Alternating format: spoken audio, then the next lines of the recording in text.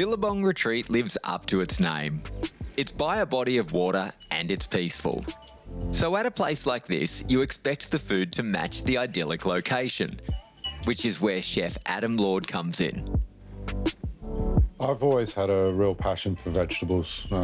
Grew up on an island that was well known for potatoes, and when there's always pressure, it doesn't matter if you're in a massive commercial kitchen with 10 chefs and 300 customers, or cooking for 30 people who've been doing yoga and meditation all day, there's still pressure.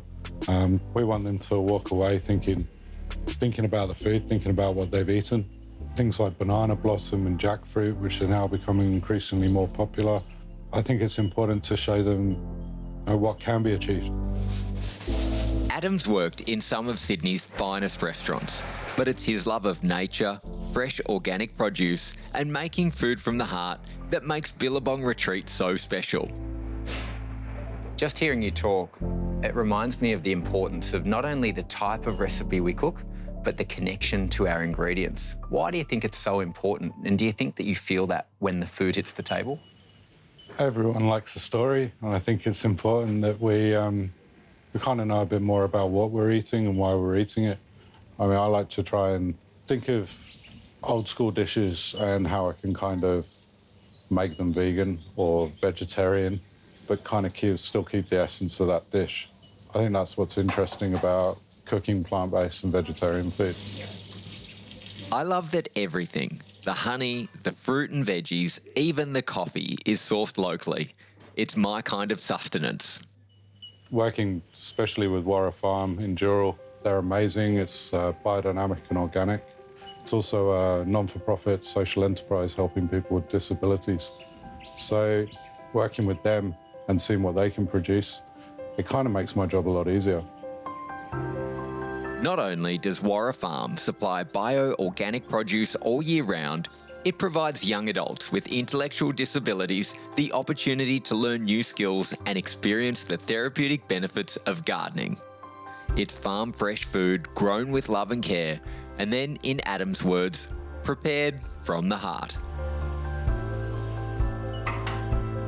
I've tasted your food a number of times now in my short visit, and I gotta say, it really is, hand on heart, spectacular.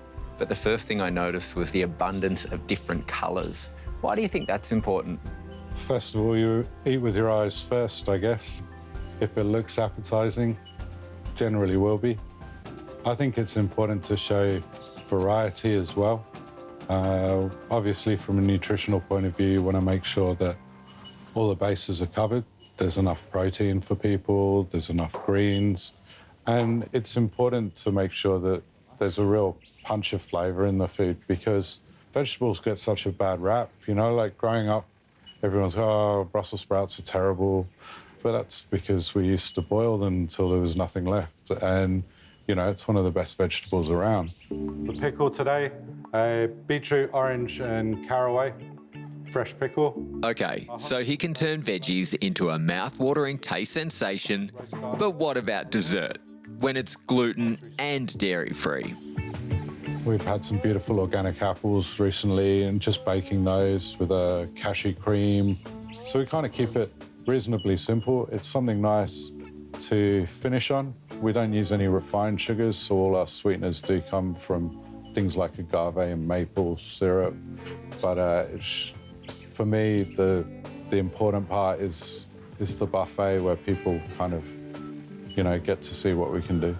You've got a bowl of mandatory sprouts on the table that we all have to have.